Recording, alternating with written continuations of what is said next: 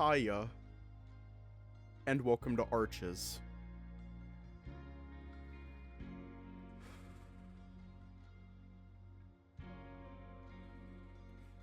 Let's just hop right in.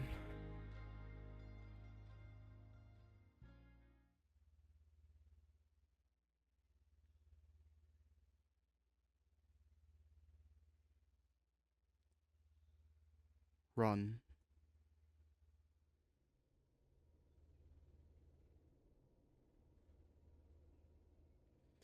Running was something he was always good at. He was always the fastest in his class. Just last year, he came in second in the 200-meter dash at the state track meet. Just 8 months ago, a coach from the University of Pueblo approached him about joining the track and field team after graduation. Hang on, let me check something. And, okay, yeah, it's all correct. Just last month, he realized he was the fastest freshman on the team. Oh no, it won't be. Just last week, he started to hang out with older men who could get him into Pueblo's gay bars. Just 3 days ago, one of these men spiked his drink. Just 2 days ago, he woke up in restraints. Just yesterday, he was being tortured. Just 10 minutes ago, he escaped. But now, he's realizing that it doesn't matter. Everywhere he looks is only burning desert. There's no one. His attempts to scream for help matter even less because his voice is broken. He can barely wheeze after what the man did to him. And now, his empty droning sounds are being swallowed up by the desert. All the while, the heavy steps scraping through gravel behind him keep coming. The man isn't in a hurry at all. Running was something he was always good at. But now, when it matters most, he can't do it. The fastest freshman at a D1 university is no faster than an old druggie. He definitely would have been if he'd eaten anything over the past 3 days. If his ribs weren't broken, if he could see straight. The man had given him something. He'd told him it was for the pain, but the pain is still there and now he can't even stand. His balance is shot and he keeps stumbling until he's just crawling on all fours. And it's now that he realizes the man had let him get away on purpose. This makes him realize something. He's going to die. Tired from the drug, from the past 3 days of constant fear and torture, and from trying to run, he collapses. He lays there in the dirt, sobbing, even though tears don't come out. He'd run out of those after all the things the man did to him. Oh my god.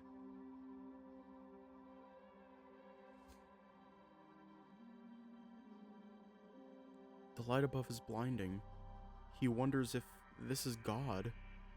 His mother is a devout Catholic, and even though he never believed, he promises this light that he'll become a believer right here and now if it saves him. The crunching gravel footsteps get closer. I need to go. His voice is still ragged and hoarse. The footsteps come even closer. I have a meat. There's a childish, high-pitched laugh.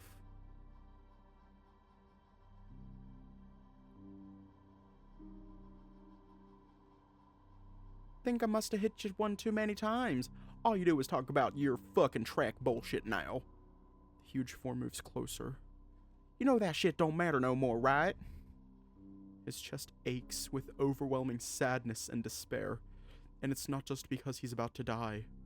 It's because his mom won't know what happened to him. And it's because the last text message he saw from her said, "Love ya, bug," with 10 heart and kissing emojis. At the time, he just rolled his eyes and didn't respond. He thought he'd be able to do that the next day, or the day after that. After he'd been kidnapped, the man took his phone and sat it on the counter. It sat there and buzzed over and over with messages, and his kidnapper only laughed when he asked to at least read them. Now the tears just flow as the man leans over him with something heavy in his paw. He hopes his mom is right about God. He hopes he can see her from the other side, just so he can respond somehow.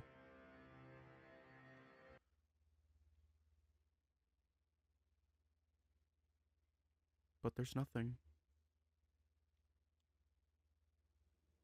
Oh, fuck no.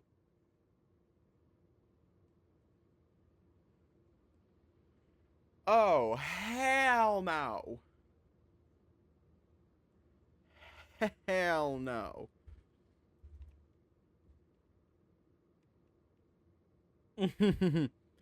Cameron holds onto the seat tightly, the coyote's teeth rattling together with every pothole they hit.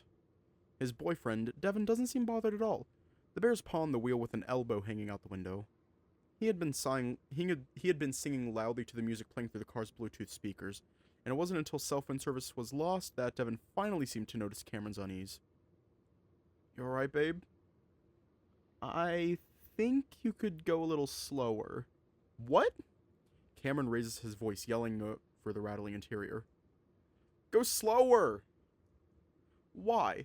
This is the kind of terrain this baby was built for. Okay, but... Cameron's voice bounces as they hit another deep groove in the destroyed road. We don't know what's around any of these bends. What if it just drops off when you go down a ravine or something? That's what the roll bars are for, honey. And I'm pretty sure I'm about to chip a tooth. Ah, come on, you gotta admit there's something nice about feeling the road. Cameron doesn't respond and goes on clutching at his seat. Devin does slow down a bit, though, more carefully maneuvering around the most broken up parts of the road. What happened to the road anyway? It's only been, what, 5 years? Flash floods, according to what I read online. Obviously there's no one around for upkeep, so this is what happens. Oh yeah, I forgot how the state works. It dries hell until a wall of watery death comes down the road during monsoon season. The coyote tenses up as the bear makes another smooth but still sudden turn. And it's even hotter than I remember. How are you a coyote, Cameron? This is your climate. You know better than to say that. Just because I'm built for it doesn't mean I have to like it. Facts. Yeah, but you hated it in Fort Allen too. Doesn't get ungodly hot there. I can at least deal with it. Well, the transfer to Bonneville City is looking good, so you won't have to deal with it much longer. Cameron shrugs. Milder weather would be nice, I guess. Devin grins. Nicer weather, nicer scenery, and nicer people. Everyone's a Mormon. Which is why they're nice. The ones living down here aren't. There's a big difference between the fundamentalist and the normal ones.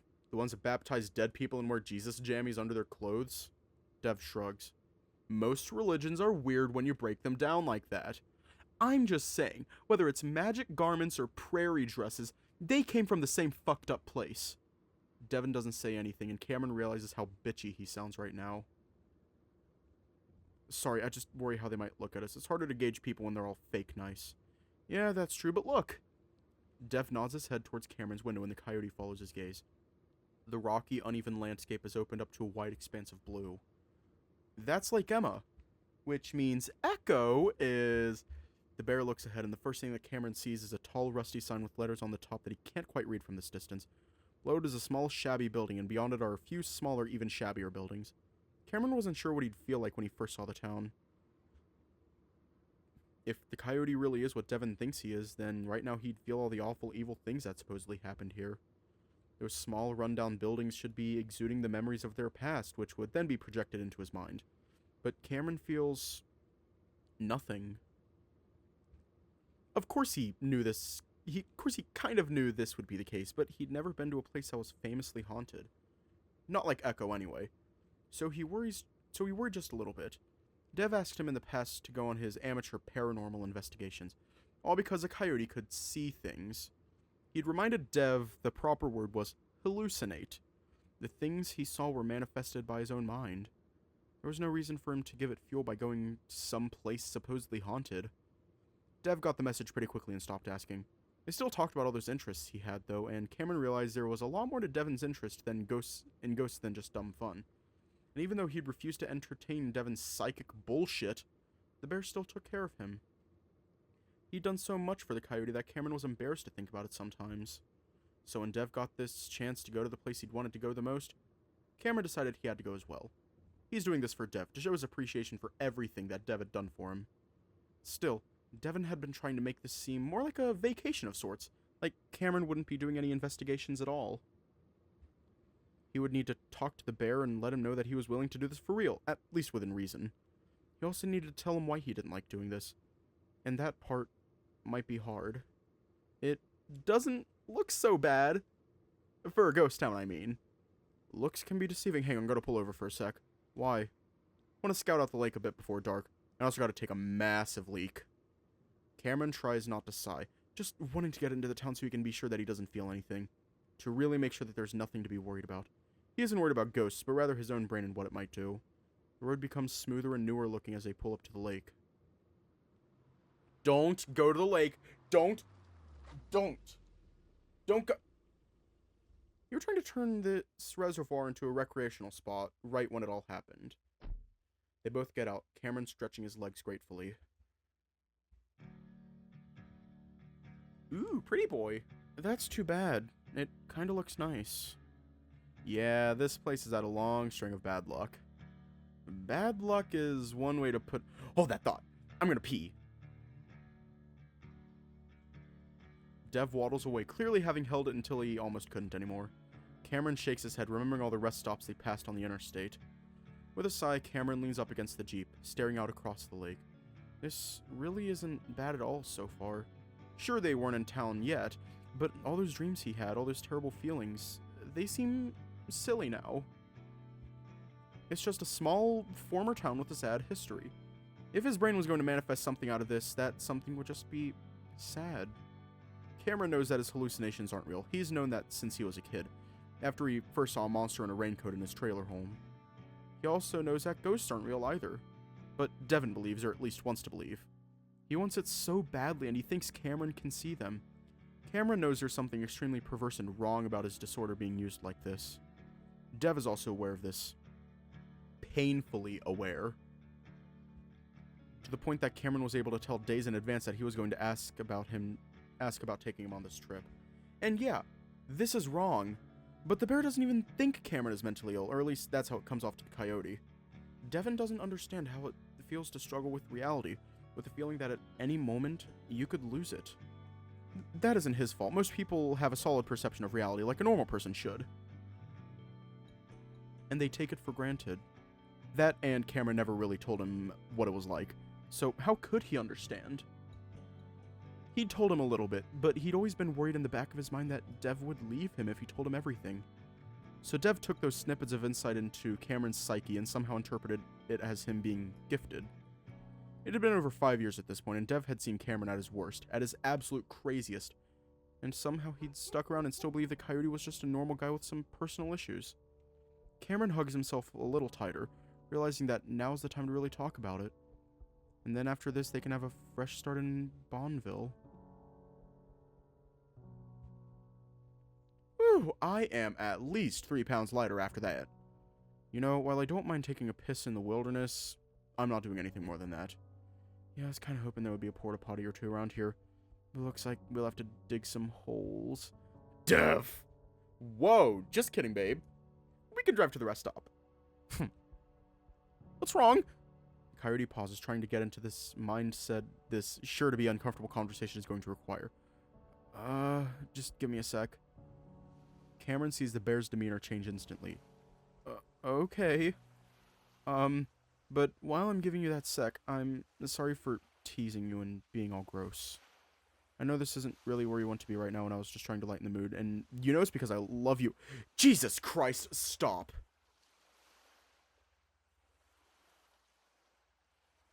Devin needs a deeper voice. I'll try to give him a deeper voice. Devin goes quiet and swallows, the sound comically audible. There's a pause, and though Cameron tries to keep a straight face, the tension just seems to break on its own. I would much rather hear you make poop jokes than act like that. What? Considerate? Sort of. You are considerate, just not in that weird, anxious way. Well, sue me for trying to be careful. I just don't want to say something stupid and... Cameron cuts the bear off, not wanting to put this off any longer. Just listen and let me talk for a minute. Just give him Dean's voice. It might fit him. Okay, let's try it. I'm gonna try Dean's voice. Well, sue me for trying to be careful. I just don't want to say something stupid and... Does it fit? I don't think it fits. I don't know if it fits.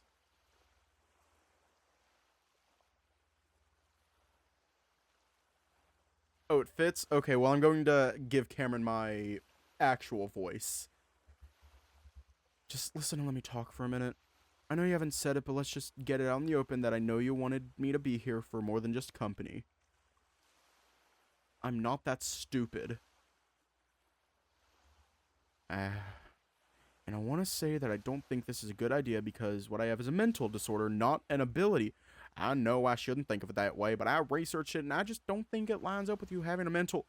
Dev cuts himself off as Cameron sighs deeply. Please, don't. I'm so... Dev once again stops short as Cameron holds out his paw. But what's important is if this helps you, whether I think it's real or not, you've done a lot for me and I want to be able to do something for you. No, what I think doesn't matter. What's most important is, so I'm going to do it. I'm going to be your psychic for the weekend. Wait, really? Dev, I'm not spending the whole time role-playing like we're having a good innocent time in that murder town. But I don't want to make you do something you don't... Oh, I want to. I might not like it, but I want to do it.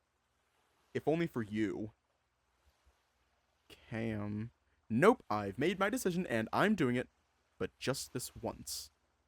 If you're sure, but please don't put me ahead of you. And I did some research on that form you linked me to a few years back, so my sixth sense is primed and ready. That seems to finally snap Devin out of his reluctance. Wait, seriously? There were so many people like you on that forum, did you? Listen, I want you to find your answers. I really do, but I think the worst thing I could do is lie and make you feel better. I'm going to be completely honest about everything. Whether or not I see something. Of course, that's what I want. And that's why you shouldn't be getting your hopes up right now. I'm just telling you that I'm going to try. The bear stares at Cameron for a few seconds, just smiling. What? I'm just glad I met you, and that we're together, and that you're here with me. Devin wraps an arm around Cameron, pulling him into his side as they both lean back against the Jeep.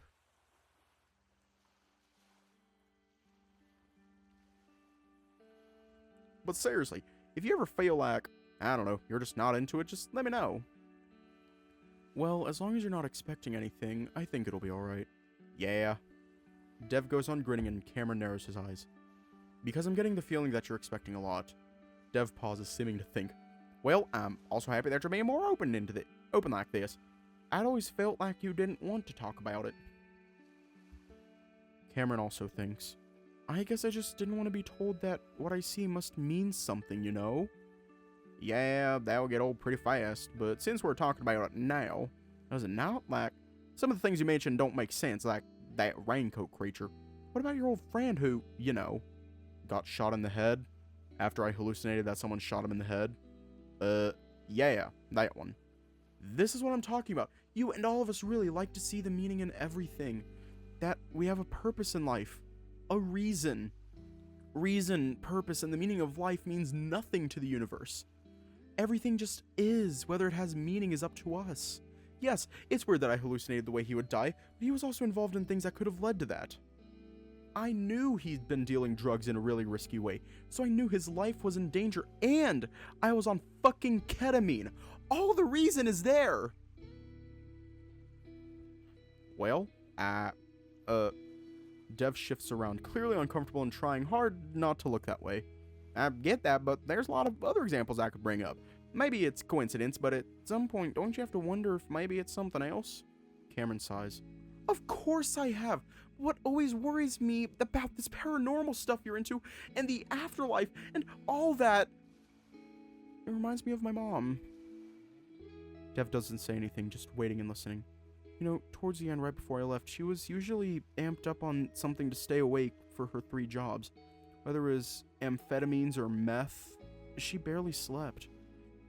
We had this box fan in our trailer, and one day, when she turned it on, she asked me if I could hear someone talking from the fan.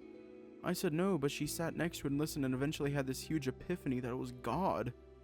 And she did that for weeks. That's almost all she did when she was home, listening to the fan talk to her. I'm not sure what all it was saying to her. I don't even think I really understood what was going on. I just knew that sometimes stim addicts did that kind of stuff, especially when they don't sleep, you know? But then she started to look for specific shapes, arches and half circles. They said the title of the game. They said the title of the game. Stream's over. Just kidding. It's time to drink water. The This voice It's time to drink water. told her that she could get into heaven. It's if time she to drink asked for water. The right one. But the voice also It's told time her that to drink Satan water. would trick her with fake ones to make the real one harder to find. She pointed these out to me and how there were so many, and yeah, they were there, but when you look for these patterns for something as simple as the shape of an arch... Cameron traces a finger along the arch of the wheel well he's leaning against. You're gonna find them. Eventually she told me everything was warped. I guess she was so fucked up that these shapes just popped out at her, like her brain was highlighting them and she couldn't ignore them. On the last day, she told me that even I looked like an arch, and that she thought the devil had taken me. She looked completely done. She told me she'd be back to save me and then just walked out of the trailer. A few hours later, she drowned trying to swim under a bridge, and everyone in the trailer park kinda saw it as just another delusional druggie getting themselves accidentally killed.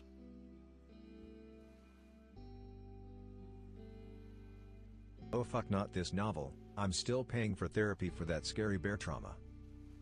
Cameron had told Dev his mom drowned in a river while on drugs. But not the terrible details, and the bear just wraps his arms tighter around Cameron. But I think it was a suicide. She was just so tired of her shitty life that she bet on that bridge being the arch that would lead her to heaven. One way or another.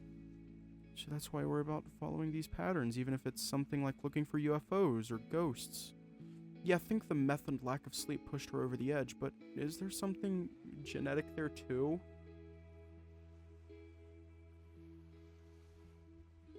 What if I'm predisposed to it? I haven't used since the second month after I met you, but I still see shit. I'm just not delusional, at least not yet, but I worry. Dev clears his throat. I would never let that happen to you. I know I say stupid shit about it, but I know it can be dangerous, and I'm always looking out for you. Honestly, it's nice to hear that, because just letting my mom sit next to a fan for 3 hours straight every day, feeding on her delusions, was the dumbest thing I've ever done. But I was high on my own drug of choice because I just didn't care. But the thing is that even through that hell she was in, she cared. I took too much a few times, and even though she was listening to her fan in her own world, sticking post-it notes to all the shapes she saw, she still noticed right away when my breathing wasn't right, and I woke up to her spraying Narcan up my nose. Cameron sees Devin tilt his head in question. It counteracts opioid overdose. But the thing is, my mom didn't like opioids because they made her nauseous. That means she got those nasal sprays just for me. Just in case, even when I thought she was too absorbed in her own world to care. So it hurts to think about that night, how I just let her walk out of our trailer like that.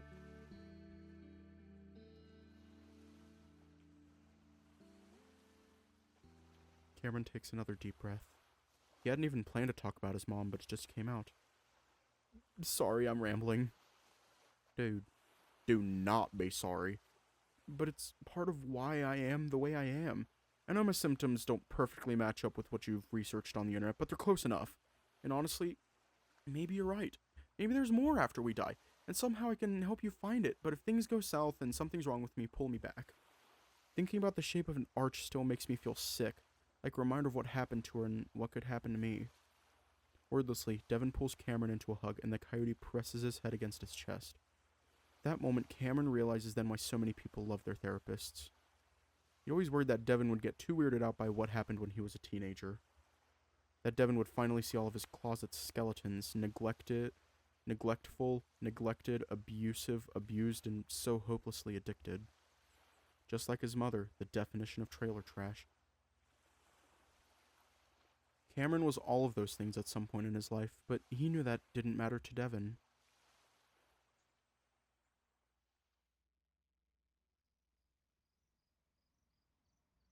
After a while, Devin lets go and they start getting back in the Jeep, the bear feeling slightly shaky. Cameron opening up just now had been truly harrowing. Devin had known bits and pieces of this coyote's history, but to hear it like that, how he'd overdosed and almost...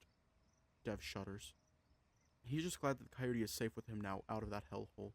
As he's about to get on his side of the Jeep, he stares out toward the town just a mile or so away. While Cameron had told him that this had all made him feel better, Devin was feeling more conflicted than ever. Everything that Cameron just told him practically screamed that this was a bad idea, that this wasn't good for him.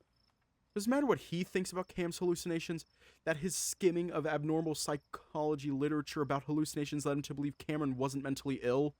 No. How could he take him to Echo after hearing that? How could he ever drag him into this endless hunt for the truth ever again? Yet, at the same time, Cameron's telling him he wants to do this. Dev looks over the hood at Cameron, tapping his blunt claws against the soft top of the Jeep. Hey, Cam, what do you say we just keep going north? Check out Desecrate. You know, see what Bonneville might be like. See what the Mormons are really like. That could be fun. While he says this, there's a crushing feeling inside his chest, dreading that Cameron might say yes, but at the same time hoping that he will. I mean, with the way things are going, I don't even know if we'll be able to cross state lines in a few weeks. They're starting to shut everything down. But Cameron stares back at him before smirking. Oh no, this is something you've wanted to do for years. I mean, fuck me for dropping all that on you right before we got here, but you know I'm a procrastinator. I don't want you to feel guilty, but just be aware. And I kind of want to face my fears in a way, you know? I'm ready for this. And before Devin can say anything else, Cameron gets in. Dev looks over at the lake, already not sure what he's about to do. God damn it, Brian. If he was a good boyfriend, he'd drive away from this place. Cameron would yell, curse, and moan about how it took them 10 hours to get there, and Devin would shut him up with one of those sugary abominations from Starbucks.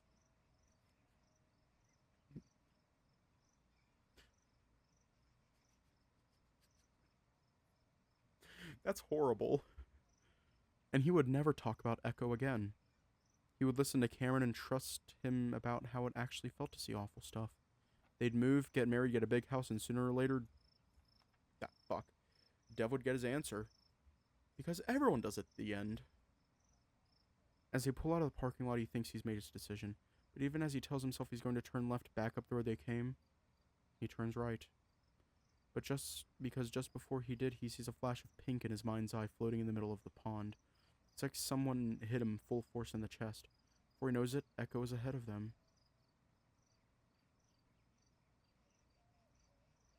All I'm going to say is, after the shit that happened in Echo, fuck Brian. Devin frowns as they pull into the parking lot of the motel, staring at the graffiti-covered walls. Oh, this is new. Fuck, hang on. Yeah. The cartoonish caricatures have a way of cheapening this experience, like this is only a stupid haunted house attraction. So this is home base, huh? Devin rubs the back of his head, feeling self-conscious after talking this place up for so long. It didn't look this bad in the pictures. People never have respect for stuff like this. I don't think it looks bad. I love street art like this. And it just makes me feel less alone, like a lot of people have been here and we're just fine. I actually keep an eye out just in case one of them is lurking around. All the graffiti artists I knew were really nice. It's not nice to do in a place where a bunch of people got killed. Well, I think a lot of people disapprove of what we're doing, and I know you're nice. So just lighten up a little. Ow, jeez! Cameron walks past the bear, slapping him hard on the ass as he does. Devin raises a brow, not sure what to make of Cameron's high spirits. They just had one of the heaviest conversations of their relationship, and, well, maybe that is why. If Cameron was feeling more comfortable being honest and open with Dev, then that could only be a good thing in the bear's mind. After returning a much harder ass slap that makes Cameron yelp, the bear joins him in exploring the area. Considering that the motel is supposed to be the haunted building in Echo, Dev had thought it would be a good idea to set up base there. Specifically in room 12, but most of the numbers are missing and most of the heavy metallic doors are locked. Even though they're all dented from what looks to be the result of literal battering rams. Well, they sure seem to care a lot about boarding the place up. They probably got tired of dumbasses crawling in and getting hurt. Yeah, but luckily, I'm not a dumbass. Hey, what about me? Well, I don't think a music degree will help us in this situation, but you're still pretty smart. Oh shit, that's right. You majored in mechanical engineering and you work at the most valuable industrial automation company in the country. Yep. Devin is a little taken aback by just how cold Cameron's response is. Well, go on. Your classes in dynamics and calculus-based physics should figure this out for us. Cameron's voice drips with sarcasm, and Dev can only assume he's making fun of the way the bear had tried to impress him with his coursework during their first dates. But Devin tries to salvage the earlier good-natured mood. Well, I could probably break those boards as long as I move my fist at a high velocity. You see, the amount of kinetic energy... Dev's half-hearted teasing trails off. Never much like the outright disdain his fellow STEM students had for the arts and soft sciences. It's just that it would get Cameron riled up, and that was funny. In college. Now Devin just feels like a dick. Besides, Cameron's ability to understand and play music is basically magic to the bear. Devin's grasp of music is surface level, and he's slightly tone deaf to boot. Cameron wouldn't ever point this out. He'd just sing along and attempt to harmonize. And while Devin had been offered his six-figure salary career before he even graduated, he had watched Cameron's dreams of working in the music industry slowly evaporate over the past 3 years. Now Cameron is working at a call center he hates. The bear thought himself to be so smart in college, and yeah, he did all right. Now he's becoming more aware of what a dumbass he is when it comes to communicating with actual people, with his literal boyfriend. He needs to apologize for this one. The bear clears his throat. Yo, Cam. Dev shuffles up to the coyote, but before he can say anything, Cameron just points at a door. See? Number 8, and the door over there is number 3, so counting in this direction, Cameron's frosty demeanor is completely gone. 10, 11, and room number 12, and wouldn't you know, it's open. Ah, sweet! Thanks. I went to college. Ha ha. Now, I'll go in first to make sure everything's clear. Of what? I don't know. Squatters? Well, get ready to find a dead squatter, because how the hell would they survive? Actually, you just reminded me that there are a couple of creeps that live here, like stubborn locals I won't leave. At least that's what a post said from like 2 years back. What? I don't like the sound of that. Are they dangerous? What I gathered, they're more of the get off my lawn variety of creeps. Those types can still be dangerous. If no one's been killed by them yet, then I think we're good. But, like I said, I'll look out for you. Dev lets out a mock growl. I'll make them permanent residents of Echo, and by that I mean dead ones. Devin. Now Devin can tell that the coyote really is upset. What's wrong, babe? You told me no one lived here. You said that a bunch of times. Cameron, it came up so few times on the forum and the posts I remember were really mundane. I honestly just forgot. Alright. Devin stares at the coyote, waiting, but he doesn't say anything. Cameron, is there anything you want to tell me? Whereas I'm still hoping you'll be open like you said. Ugh, I know. Hey, it's all good, man. It's not like I'm expecting you to just share everything on your mind now, but I'm here to listen if you want to talk. It's just hard to explain. I guess the fact that there are real people still living here does make it a little scarier. Does it have to do with the dreams you were having? Dev watches Cameron closely, but he does seem genuinely confused. Himself. Kind of, but they were weird. I don't think they really meant anything. Yeah, I'm just overreacting. I just really don't want to have the deliverance experience on top of the ghosts, you know? I get you. And there's nothing wrong with being vigilant. My friend from Southland, the one from the town even more haunted than Echo, he said something horrific happens between a backpacker and an outback redneck every other year or so. How comforting. But, well, I was sort of joking earlier, if anything tries anything, I will do what needs to be done to stop him. Dev doesn't tell Cameron that in that moment he kind of does wish he'd gone through with getting a gun for protection. If those men are still around, the bear has no doubt that they have plenty of guns. Well, let's not think about that because it's not going to happen. Unless you are squatting in that room. Not for long.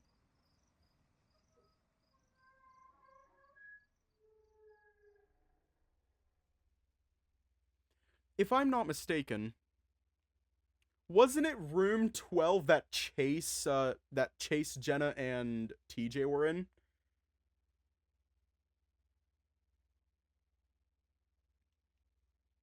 Wasn't room 12 the room... No, they weren't. What room were they in? I can't remember.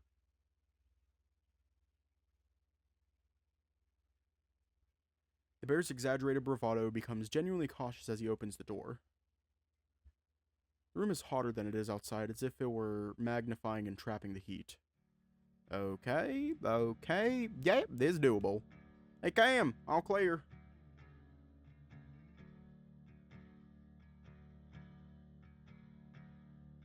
Aw, no murderous hillbillies in the... Oh, gross. What are you expecting? We just need to straighten it out a bit. Look, there's even a mattress over there. Wait, we're not going to use it for sleeping or anything, are we? Why do you think I brought sheets? Oh, I am not sleeping at... Kidding. I already told you I have a room booked in Python. And we better use it no matter how into this you get. Of course, but we might as well make this place as comfortable as we can anyway. Cameron is quiet and Dev turns to see him staring at a plethora of rusty nails on the ground around the window and mattress. Your tetanus shot is up to date, right? That's a great question. Yeah, great. Just don't puncture yourself on anything. I'll try to clean those up at least.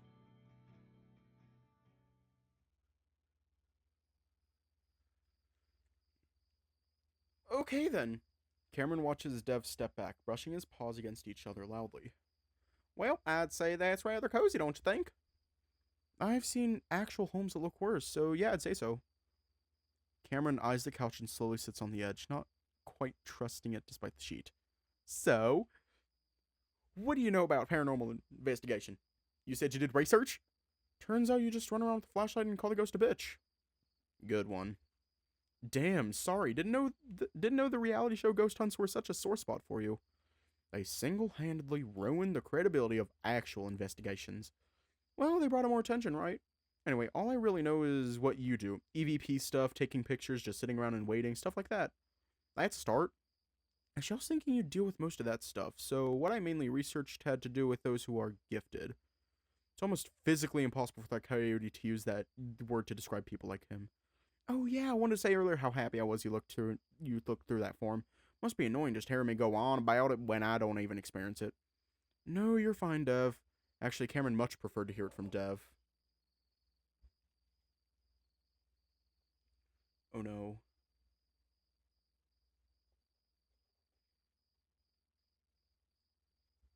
Half of the people on the forums were clearly liars with a savior complex, and the other half were contacting these assholes to help communicate with a dead loved one. Cameron couldn't stomach it and just ended up looking at a blob that seemed a bit more legit. So, what'd you find out? The way the bear is lit up now that they're talking about investigating reminds Cameron that he needs to at least try. Well, according to those psychics, it's pretty simple if you have the extra sense. First, approach the location with clear intentions. I'm here to see or hear something from the past. Second, keep an open mind, which is something I promised to do. And finally, if you sense that the presence is hostile, always remember that it can hurt you. In these cases, they might not actually be a person. I wouldn't worry about demon shit. Even I have a hard time believing in that. Hey, there's something we can agree on. Now, I'm gonna go out on a limb here and assume that something terrible happened in this room. Why else look for a specific room, right? I don't want you to tell me what happened, but I also assume this is a bit of a test. Well, I don't want to call it a test. I'm going to be recording and looking for the thing that happened in this room, too. Just thought you might want to see if you sense anything and compare it with what actually happened. I think that's a good idea. I'm just going to do some light touch sensing, I think they call it. So I won't see anything, but just sense what might have happened. But tell me if you feel things that aren't right, of course. I'll be fine. Alright, now get started. We won't go super late tonight. Just want to get a feel for things. Sure, I'll get started by opening my mind and making my intentions clear. Oh, hell no. Okay, babe, I love you. Devin leans in and kisses Cameron on the head. Then Cameron watches as Dev turns off the lantern, plunging them into darkness. That is a terrible idea.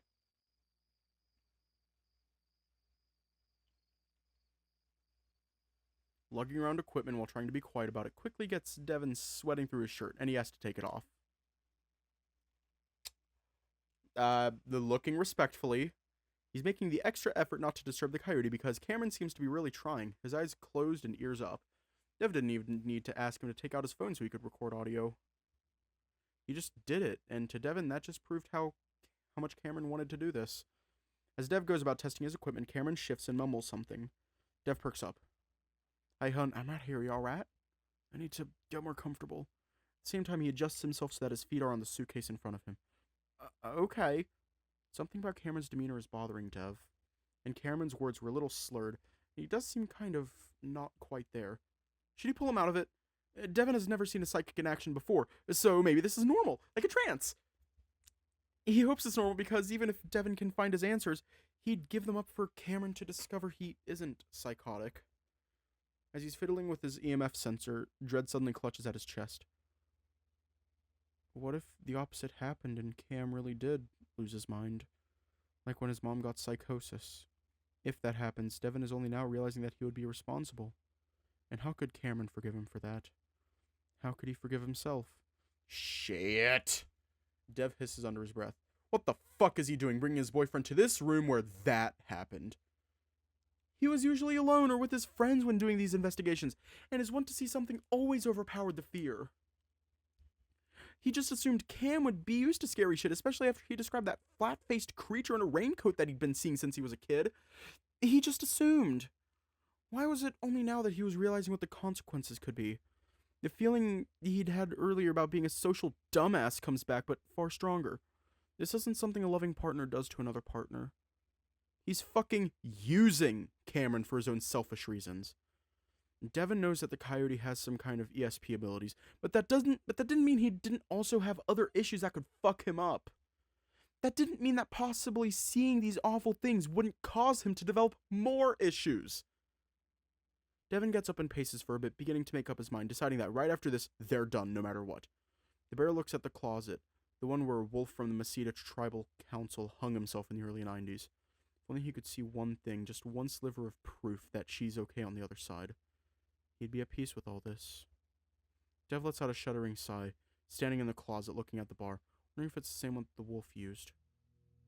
Devin feels something. Not a good something.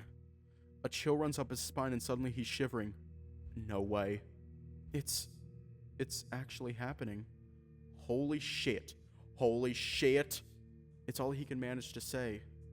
It's happening, but it feels so wrong. Then a fear that he's never known before takes over. He wants to turn around. He wants to call it to Cameron, but it's like something is around his neck, holding him in place. And then he hears a terrible sound behind him.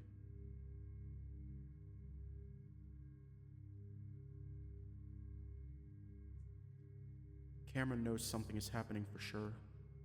It's scary, but at the same time it's making him question what he'd always believed.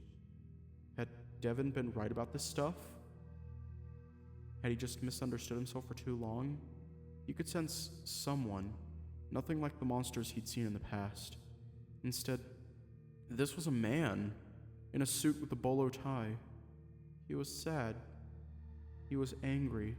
And he was terrified. Cameron knew this was often what psychics described when talking about sensing people from the past. You feel their mood, you feel their most intense moment in life. This man, this wolf, he's going to do something terrible. And while Cameron is marveling over this, the wolf suddenly changes. At the same time, Cameron feels his focus turn to him. This gives the coyote pause, because now this presence was trying to interact with him. Was this right? Cameron thinks it could be, but something doesn't feel right about it. Like, this isn't what he thinks it is. But he supposes that anyone doing this for the first time would feel it to be strange. Maybe he was doing the light sensing wrong. The point is to listen to the past, like recording.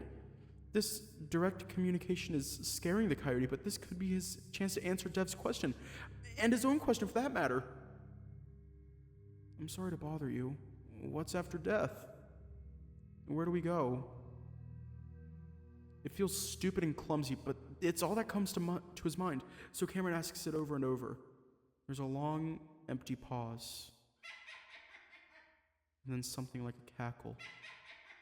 It almost sounds fake, like a Halloween toy, but it's dark, mean, and it's making fun of him.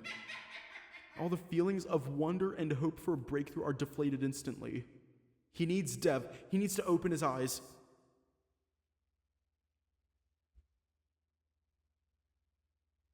Cameron's eyes are heavy, and he can barely focus.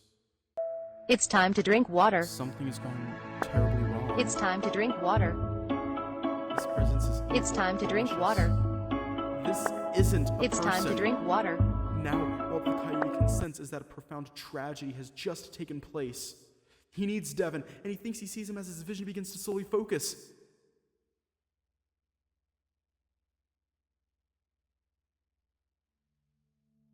The body has been discovered! At first, Cameron doesn't understand what he's seeing. How is Dev standing like that? Why isn't he moving? He realizes why over the next few seconds. The unnatural way Dev's weight seems to just pull up at his neck says it all. Cameron starts screaming, but it's weak, muffled, barely a wheeze from his throat, and he can't move. Paralysis. This isn't real. This is sleep paralysis, but something about this is so fucked, so real, and he couldn't have fallen asleep. He's almost positive about that. But even if he had, his boyfriend could actually be hanging himself while the coyote sits uselessly on the couch. Terror begins to engulf him. How could this happen? How could he do this? How? Cameron tries screaming again, but again it's just a wheeze of breath. He stares at Devon's contact image instead of Devon dead in the closet. They took that picture in college 5 years ago, just a month into their relationship. At the time, it was a token to show his other gay friends to prove he had a boyfriend and that he was a handsome bear. And he'd never changed it, even though he had no one to show off to anymore.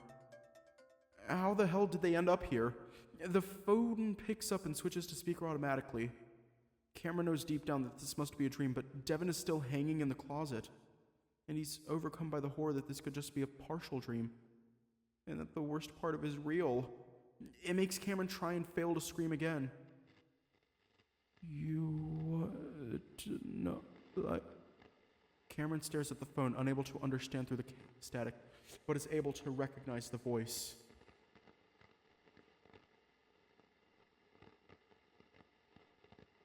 You said you wanted to know what like to die? I'd say it's like drowning forever. Conscious forever. While you suffocated for what made you happy when you were alive. Then again, you don't believe in anything, so what you really want to know is what it's like to disappear. Because you're scared.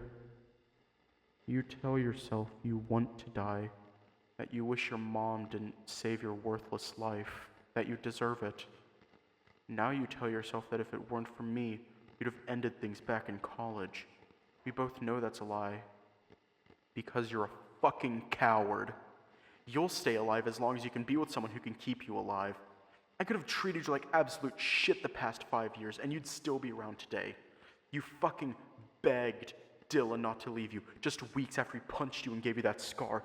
The one you said you got from falling against a cabinet. You're sick. Meanwhile, you let me put you in this situation. You said you wanted it. Do you still want it?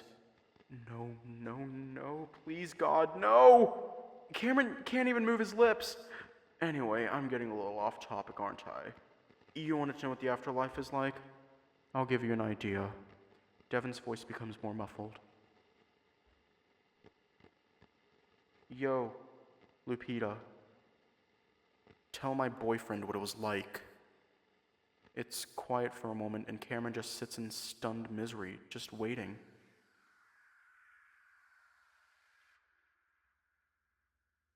A terrible demonic scream screeches through the phone, and Cameron's fur bristles all over his body, and he fights this prison that he's in with everything he has, and finally breaks free.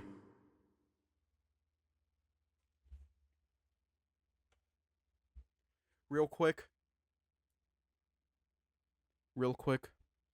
I just want to say, if you are considering suicide or self-harm, please reach out to someone. I know it seems not good, but suicide truly is a permanent solution to a temporary problem. It takes Devon a moment to realize the terrible sound is coming from Cameron. He's never heard him make a sound like that before. At that moment, whatever it is that is hold on the bear dissolves and Devon turns around heaving for breath. When Dev looks at him, he sees Cameron's eyes are wide open. Cameron? Cameron makes that sound again. Though Devon has no idea what Cameron's seeing, he knows that it's something terrible. Devon feels himself beginning to panic. Baby, please, what's happening? Cameron just stares back and Devon finally snaps. Cameron! Devon is stepping out of the closet when Cameron suddenly lunges off the couch, making a feral sound. The look in the coyote's eyes is so intensely unlike him that Devon draws back in fear. Honey, it's me!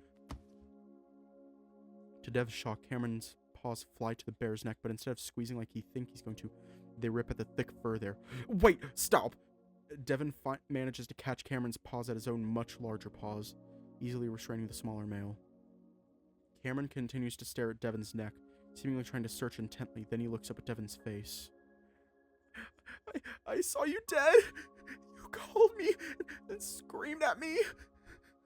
Though Devin doesn't understand, he can tell this wasn't one of Cameron's typical night terrors. The look on his face says it all. Fuck! I'm really, really sorry. I'm driving you to Python Rat now, or wherever the hell you want to go. But as Devin tries to pull him to the door, Cameron resists. Wait! Just let me catch my breath. Okay. Just take deep breaths, okay? Devin fumbles with the lantern until he turns it on. Then he stands next to Cameron for a few moments, listening to him sob.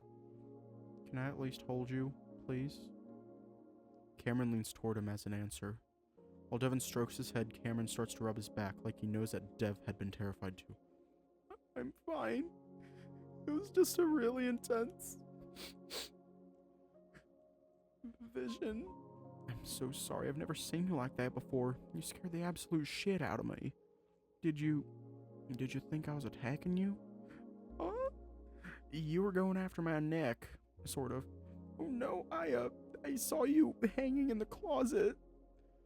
Cameron's breath hitches in his chest. Like, from your neck. Oh shit. Yeah, and it was so fucking real. They hold each other in silence for a while, Devin mulling over what Cameron just told him. Devin no longer has doubts that Cameron is psychic. Right now, that doesn't matter. He just wants the coyote to feel safe again. Devin? Yeah, honey? I think you're right. What about? Something happened. I don't know if it's ghosts or whatever the hell else I could have been, but that wasn't just me. I've never felt or seen things like that before. There's more to this than me being crazy. There has to be. We can talk about this when we're in Python, okay? Dev, I promise to be honest with you, and I need to tell you something now, otherwise I probably never will. What is it? Devin's heart starts to pound as he sees the look on Cameron's face. Lupita was in the vision, Dev. But please believe me when I say that I don't think it was really her, but... What? Cameron hesitates. Cameron, please tell me. I'm really sorry, but I heard her, and it was awful, and I don't know. It was just a scream. It was horrible. The floor seems to fall out from under Devin, and he feels like he's falling into an abyss.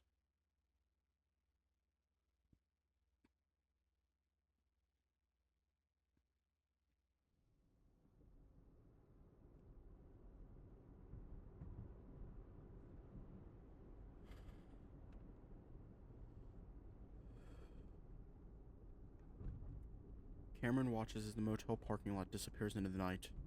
They had left most of their stuff behind in the room, only bringing along what they absolutely needed. Cameron had wanted to take it a bit slower to think things over before running away like this. Weirdly enough, it was Devin that was ushering him out as quickly as he could. Well, no, it made sense. What was truly weird was how Cameron had felt and how he still feels now. Despite what had just happened, despite the absolute horror of it all, there's a part of Cameron that still wants to stay. Cameron has to assume that this is nothing like what Dev had seen in his previous investigations, that maybe he also felt that overwhelming sense of wrongness. But it also feels wrong to just leave after hearing what he had heard. He'd expected Dev to want to stay after Cameron told him about Lupita. And if Dev had asked him to stay, Cameron would have done so, if only to search for better closure after hearing her scream. Despite Dev's calm appearance, Cameron knows that his mind must be in turmoil right now. Now with the night ending like this, he thinks that maybe he shouldn't have told Dev what he heard. Yeah, he promised to be honest about it, but the hallucination, no, the vision, felt like a lie somehow, a trick. It felt real, it happened, but it also felt like something nefarious was behind it all. It felt like when the wolf focused on him, as if that unseen something had taken the wheel and started steering things where it wanted them to go. Even if he has no idea what that something could be, Cameron hopes that's the case. The alternative is that the afterlife really is only suffering, and that would mean his mother is in the same place. That everyone's going to that place. Cameron squirms in his seat, the feeling of a suffocating dread creeping up under his neck. Drowning forever. Cameron suddenly turns to look at his boyfriend, unable to deal with the awkward silence any longer. Devin? Devin tilts his head slightly in Cameron's direction, brows raised to show he's listening. Yeah, honey? He doesn't take his eyes off the road, either because it's nighttime or more likely because of what they just dealt with, but the bear is being notably cautious. Still, there's a sense of urgency in his driving, like he's trying to get out of there as fast as he can. Cameron struggles to find the right words. Hey, let's talk when I get on the freeway, okay? I just gotta focus right now. Cameron can't wait until then. We're coming back. Hang on. Did Dev's face change? No, it didn't. Cameron sees Dev's brows raise again, this time in surprise. No, of course not. We're done. I'm an idiot for doing this in the first place, and I'm sorry. I'm sorry. Cameron can't quite quash the feeling that he should be the one apologizing right now.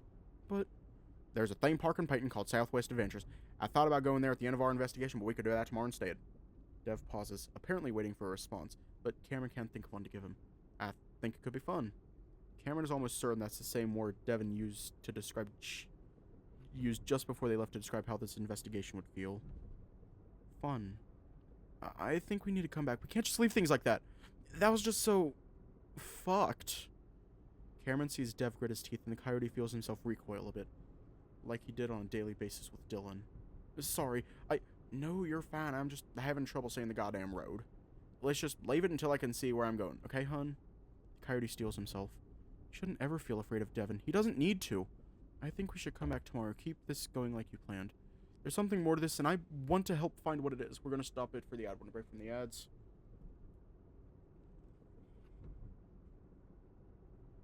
This is intense.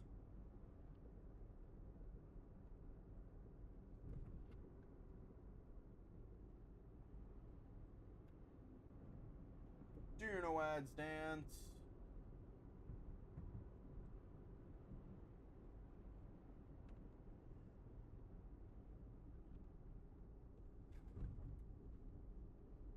He says it firmly in a way that he hopes shows Devin that he's not completely fragile, even if he did break down in the motel room. But Devin is quiet, and Cameron feels himself start to get a little frustrated that he's being ignored. Then the bear responds, No, I don't think so. I'll probably come back, but with another Sakic. I'm not going to put you through that ever again. Despite knowing Dev meant nothing by that, Cameron feels offended. Like, Devin doesn't think he's good enough or strong enough to do this. But I want to, especially if you're just going to come back. You think I'm just going to sit at home knowing you're back out in this hellhole? Listen, Cameron, I've been to a lot of haunted places, but there's something different about this town that feels really, fucked, like you said, and I don't want you anywhere near it. Now it's Cameron who grits his teeth. But I want to. Do you still want it? I know you need to find answers, but after feeling what I felt, I need answers too. Dev's careful maneuvering along the broken road hits a pothole and the interior shakes. Devin winces. Babe, please, let's talk about this later. I just want to get us to Peyton safely right now. And just like that, Cameron's determination dries up. He hates himself for being such a coward. Things had always felt unequal in their relationship, but it was rare for Dev to just say it out loud, to tell the coyote what's good for him, even though Cameron told him what he wanted. It's nothing like it was with Dylan, but the feeling is similar. And Cameron doesn't like it. Doesn't like that. Well, what if I don't want you to come back here either? Devin takes a deep breath, manages to keep calm. Then we can talk about it, when we're safely back home. Cameron goes quiet again. They're halfway past the lake, the body of water looking like a giant dark pit except where the moon glitters on the surface. And that's when Cameron sees something out of the corner of his eye. Hang on, hold up. Hold the fuck up. Is that Flynn? Holy shit! Hi, Flynn! Hi, Flynn! How are you, Flynn? It's been a while, Flynn!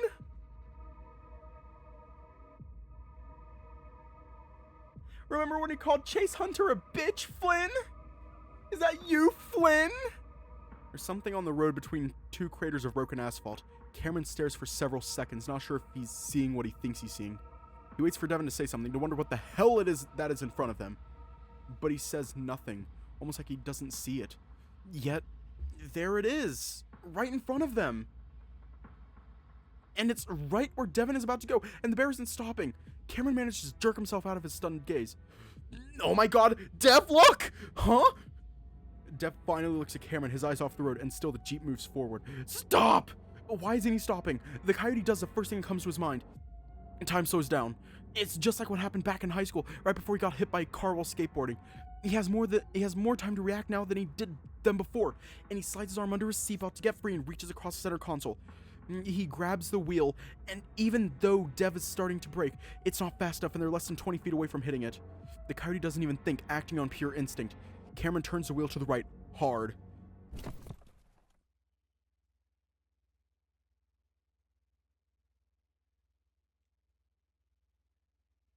Devin can't comprehend what Cameron's doing before they hit something, and the jolt is far worse than any pothole he'd hit on the road. Devin is thrown into a seatbelt. In the back of his mind, he's aware that Cameron is half out of his own seatbelt. Driven by what feels like pure reflex, Devin throws his arm across the coyote in an attempt to hold him back. Cameron's muzzle meets the bear's thick arm before his forearm smacks into the screen of the head unit. A numbing, tingling feeling explodes across his entire arm. Ah, fuck! Dev brings his arm back to his chest, cradling it as he winces. Are you alright? Cameron's breathless voice next to him is enough to reassure Dev that the coyote isn't seriously injured. The airbags haven't even deployed, even though the impact had felt serious.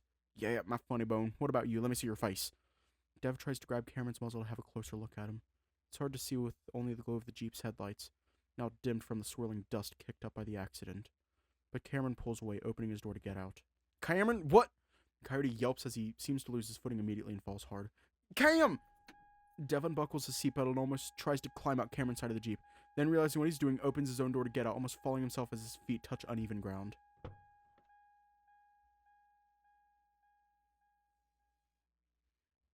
We're gonna leave off here tonight.